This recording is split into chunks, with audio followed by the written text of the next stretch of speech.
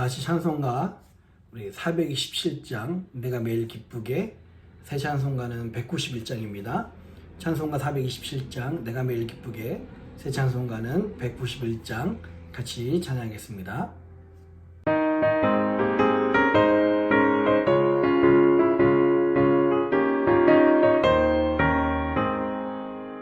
내가 매일 기쁘게 주의 얘기를 나는 주의 팔에 나를 안보하며 내가 주의 큰 복을 받는 참된 비결은 주의 영이 함께함이라.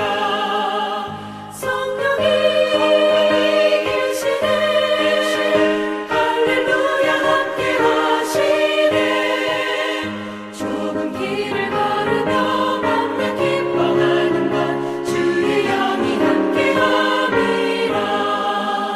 저는 죄에 빠져서 평안함이 없을 때 예수 십자가의 공로 힘입어 그 발 아래 엎드려 참된 평화 얻으면 주의 영이 함께함이라. 성령이 계시네 할렐루야 함께하시네. 좁은 길을 걸으며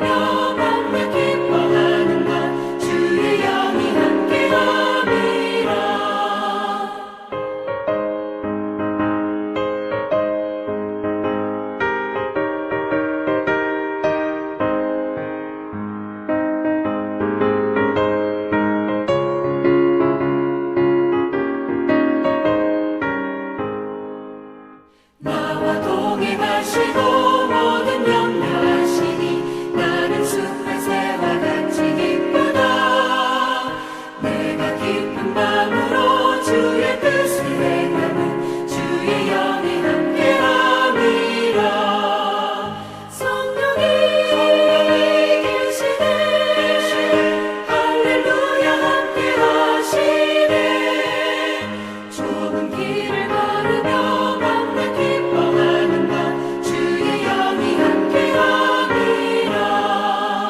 세상 모든 욕망과 나의 모든 정욕은 십자가의 힘이 못을 받았네.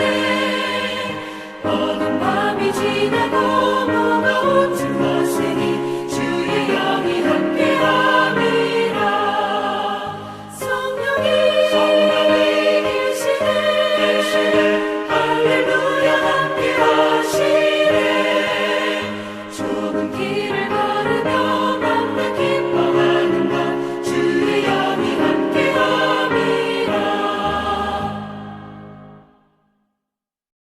코로나 바이러스 확산 방지와 치유를 위한 기도문을 기도한 마음으로 같이 읽도록 하겠습니다.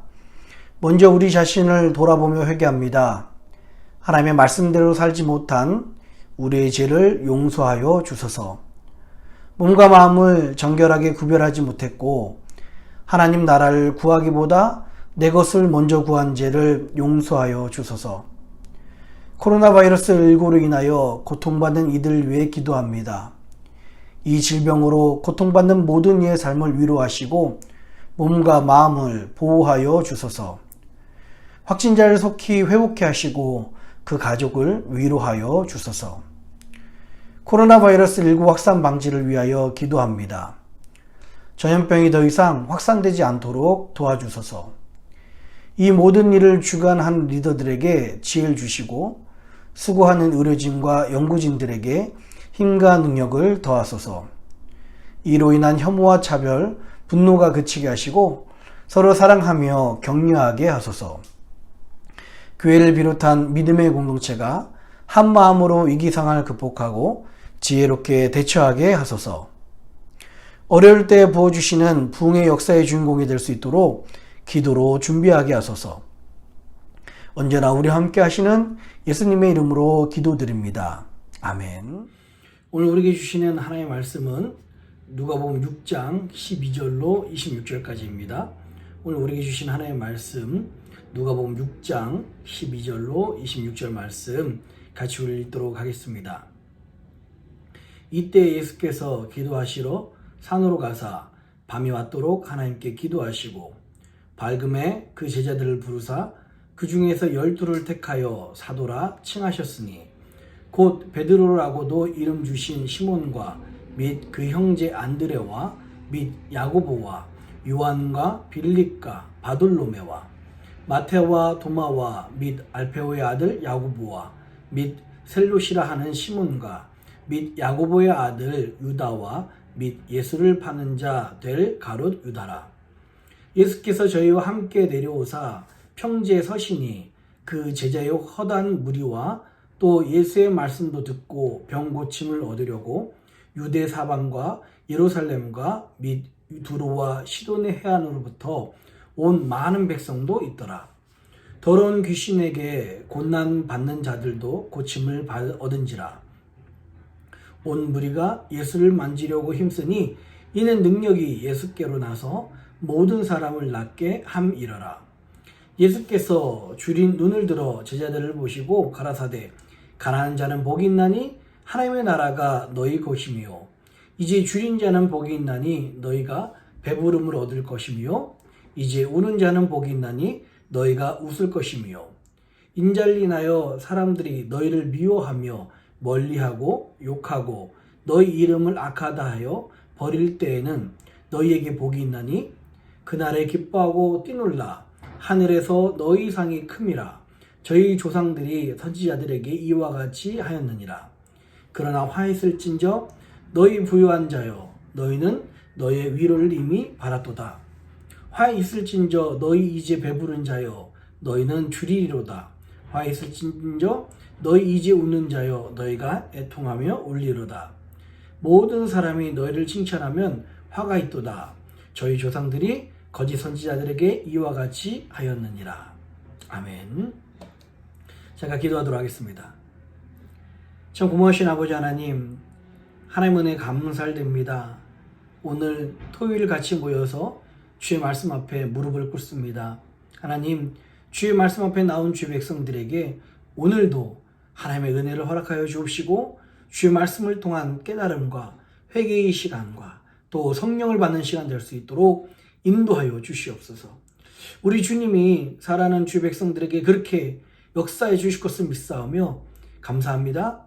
이 모든 말씀을 사랑하신 예수님 이름으로 간절히 기도합니다. 아멘. 할렐루야. 우리 주님의 크신 은혜와 평강이 오늘 하나님께 나오신 모든 분들과 함께 하시기를 주님의 이름으로 축원합니다.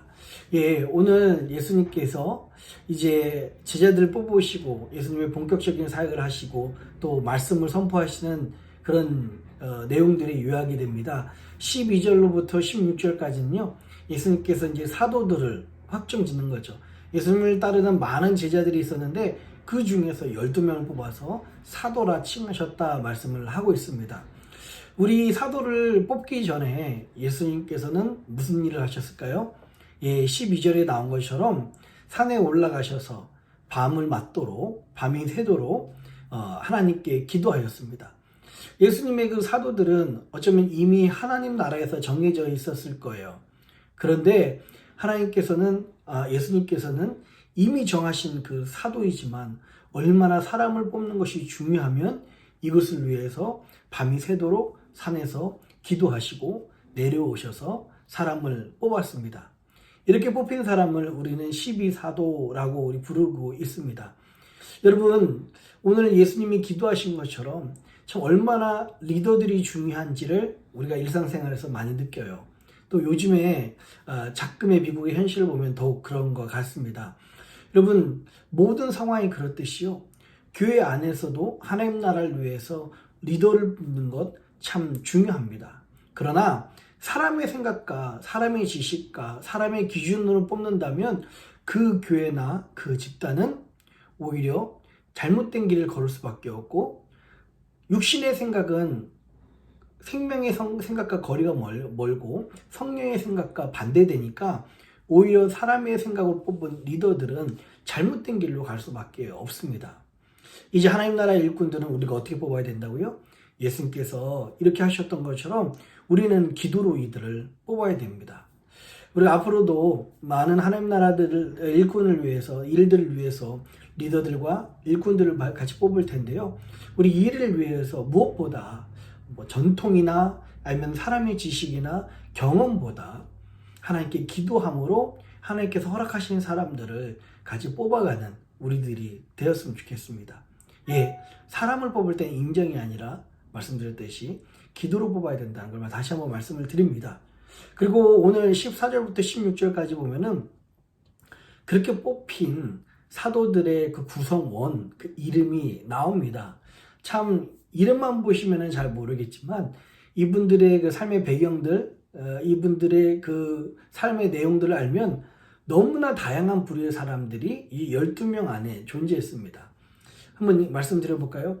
베드로와 안드레는 어떤 사람이었습니까? 예, 가버나움에 살았던 사람들이죠. 그리고 베드로와 안드레가 사실은 뭐 가난하고 무식한 어부다라고 알려져 있지만 사실은 그렇지 않습니다. 그러니까 예수님의 사도의 역할, 그 교회의 리더의 역할을 감당하기에는 부족하다는 이야기지, 원래는 제가 가버나움의 그 그림을 보여드렸듯이 베드로도 사실 부자의 집입니다. 그리고 당시에 배를 가졌다는 것은 지금으로 말하면 정말 어마어마한 그런 기업을 갖고 있는 겁니다. 중소기업 정도를 갖고 있는 거라 생각하시면 될 것 같아요. 당시 배의 모습도 나중에 기회가 되면 보여드리도록 하겠습니다. 그리고 베드로도요, 계속해서 원래는 민족을 위해서 그리고 영적을 가급해했던 하나님의 말씀을 참 많이 묵상했던 그런 깨어있는 사람 중에 한 명이었었습니다. 예수님께서는 그런 베드로를 알아보시고 반석으로 부르신 거예요. 베드로와 안드레가 그렇게 있었고요. 그 다음에 세베대의 아들 야고보와 요한이 나오죠.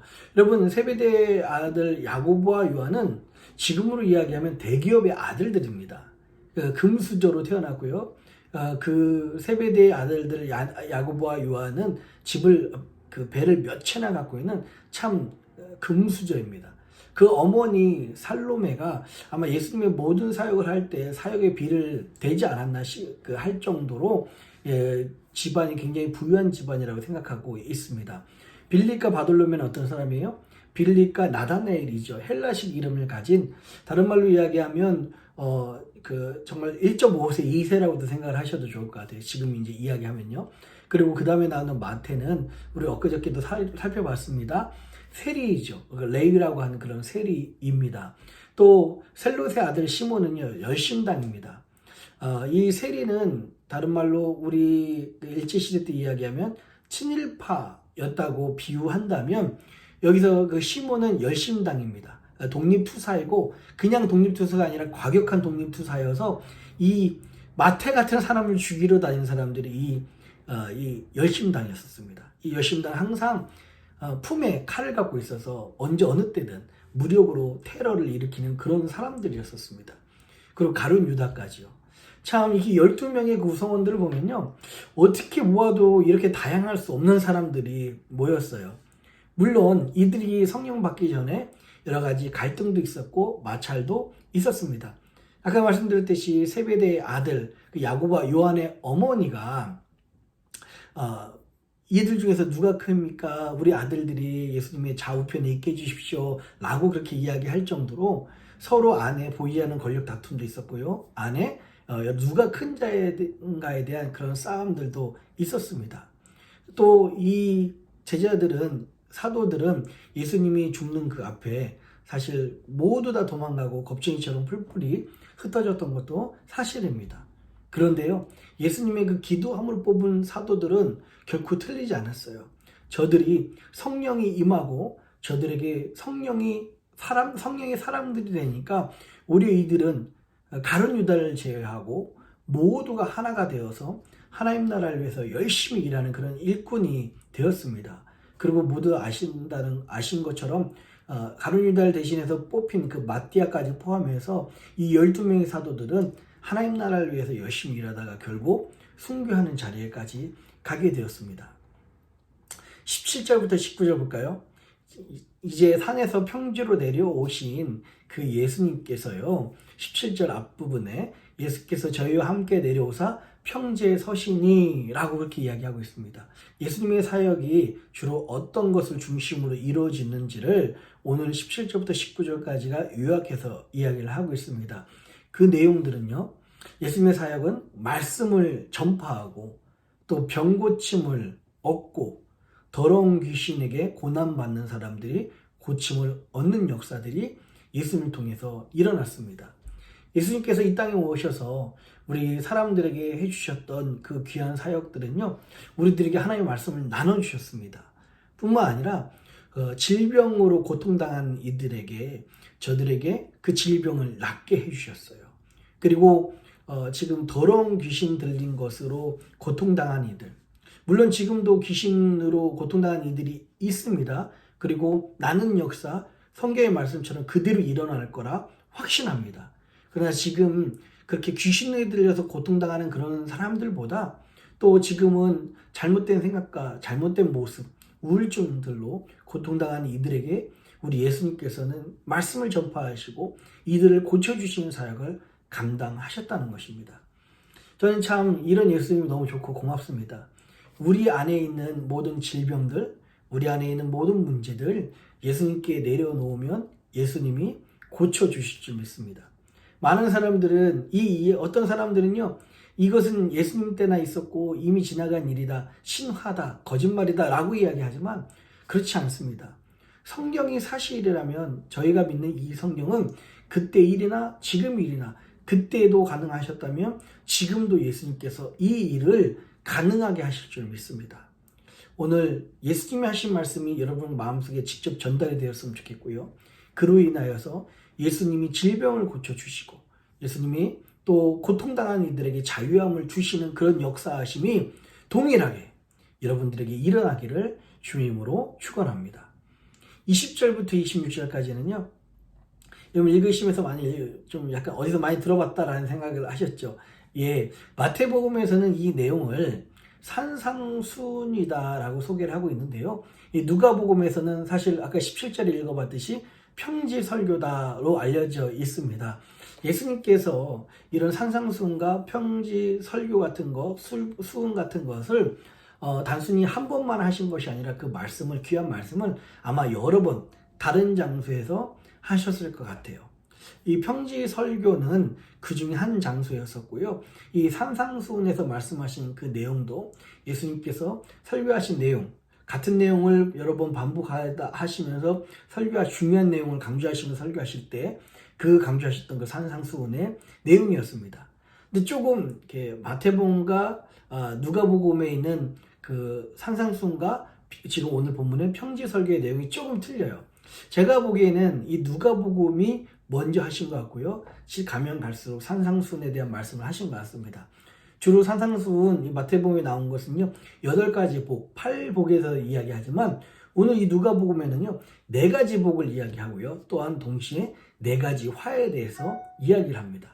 또 이 마태복음에 나와 있는 산상수훈은 좀 내세적인 것, 조금 좀 심리적인 것, 내면적인 것을 집중했다면 오늘 이 누가복음에 나와 있는 이 평지 설교의 내용은 현세적인 내용들을 이야기를 하고 있습니다.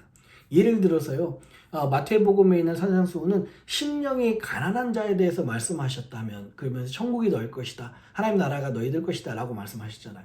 누가복음에는 직접 뭐라고 말씀하셨어요?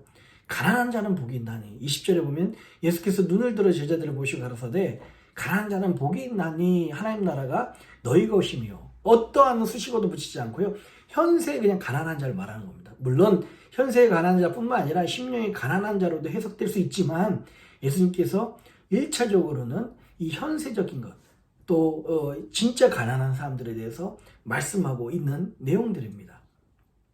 자, 그래서 오늘 이 본문의 중심이 되는 누가복음 6장 20절로부터 26절까지 이 평지설교에 대해서는요, 8종의 사람이 나옵니다. 2부류가 나오죠. 첫 번째, 복이 있는 사람들은 어떤 사람들입니까? 가난한 자가 있고요, 줄인 자가 있고, 우는 자가 있고, 인자로 인하여 핍박받는 자들이 있습니다. 이들 가난하고 줄인 자, 우는 자, 그리고 핍박받는 자는 참 이 세상에서 고달픈 인생을 삽니다. 그러나 하나님께서 말씀하시기를 하나님 나라가, 또 복이, 또 저들에게 기쁨이, 천국의 잔치가 저들을 위해서 예비되었다라고 말씀을 하고 있어요. 반대로 화 있을진저라는 말씀을 시작한 화 있는 사람들은 어떤 사람들입니까? 부유한 자, 배부른 자, 웃는 자, 칭찬받는 자들입니다. 이런 사람들에게는 화가 있을 것이다 라고 말씀을 하고 있어요. 우리의 삶을 한번 점검해 봤으면 좋겠습니다. 우리는 가난하고 줄이고 울고 또 인자로 인해 핍박받는 삶을 살고 있습니까? 아니면 부유하고 배부르고 웃고 참 칭찬받는 삶을 살고 있습니까? 너무 말씀 앞에서 너무 죄송하죠. 말씀 앞에서 너무 우리가 부끄러운 모습들이 참 많이 있습니다. 우리가 옷 2벌 가지는 사람을 옷 1벌 없는 사람들에게 나눠주라고 하신 말씀처럼 우리에게 있는 것들, 부유하고 가진 것들을 다른 사람들에게 나눠주는 그런 일들이 우리 가운데 있었으면 좋겠습니다. 오늘 예수님께서 직접적으로 가난한 자, 그리고 웃은 자, 줄인 자, 핍박받는 자에 대해서 복을 말씀하시고요. 오히려 이 현세에서 잘 살고 배부르고 웃는 사람들, 칭찬받는 사람들에게 화가 있다고 말씀을 하셨습니다. 여러분, 오늘 이 말씀을 묵상할 때 제가 가장 먼저 생각났던 본문 중에 하나가 바로 요한계시록 3장에 나와 있는 라오디게아 교회이었습니다. 여러분, 라오디게아 교회는요, 당시에 잘 살았습니다. 그 지역 때문에 참 넉넉한 곳이었고요. 다른 사람들은 어려움을 당해도 물질적으로 항상 풍요했던 곳이 바로 이 라오디게아 교회였습니다. 근데 예수님께서는, 우리 하나님께서는 요한을 통해서 어떻게 말씀하셨습니까? 15절에 보면 이렇게 말씀하고 있어요. 내가 내 행위를 아노니 내가 차지도 아니하고 더없지도 아니하도다. 내가 차든지 더없든지 하기를 원하노라. 내가 이같이 미지근하여 더없지도 아니하고 차지도 아니하니 내 입에서 너를 토하여 내치리라 라고 말씀하고 있습니다. 여러분, 이 마음에 오늘 17절 나는 부자라 부유하여 부족한 것이 없다라고 하는 라오디게아는요, 영적으로 갈급함이 부족할 수밖에 없어요. 그래서 오히려 하나님 나라를 놓치고 살고 이 땅을 만족하며 살게 되는 것입니다. 저도 여러 곳에서 목회를 해봤습니다. 아직 부족하지만 그래서 몇 군데에서 목회를 하면서 좀 특징이 있는 그런 곳이죠. 강남에서도 목회를 해본 적이 있고요.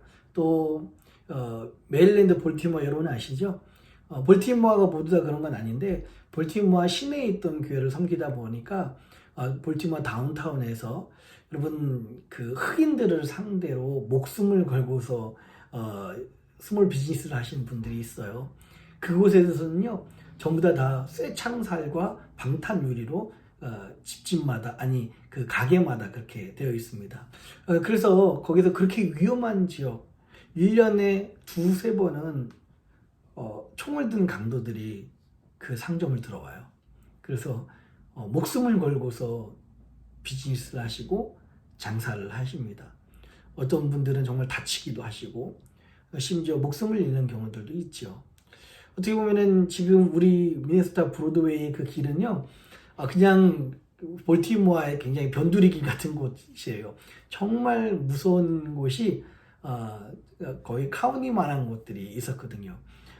그런데 그분들은 정말 어렵고 힘들어서 그런지 몰라도 하나님을 정말 매달리거든요. 왜냐면 내일 내가 사업장에 나가서 강도를 만날 수 있는 상황이니까 목숨이 어떻게 될지 모르는 사람이니까 잘 살거나 풍요롭거나 여롭지 않지만 한번 예배드리고 은혜를 사모할 때 정말 남다른 사모함이 있더라고요. 예, 우리도 이런 줄인 사람의 마음, 가난한 사람의 마음, 이 라오디게아 교회처럼요, 나는 부자다, 나는 부유해서 부족한 것이 없다라는 이런 마음이 아니라 하나님 앞에서 정말 가난한 심령, 줄임 심령, 우는 심령으로 우리 하나님을 바라보며 하나님의 은혜가 여러분 가운데 정말 넘치는 역사가 있기를 간절히 바라겠습니다. 우리 같이 기도하도록 하겠습니다. 살아계신 아버지 하나님, 예수님께서 사도들을 뽑는 그 순간들을 기억합니다.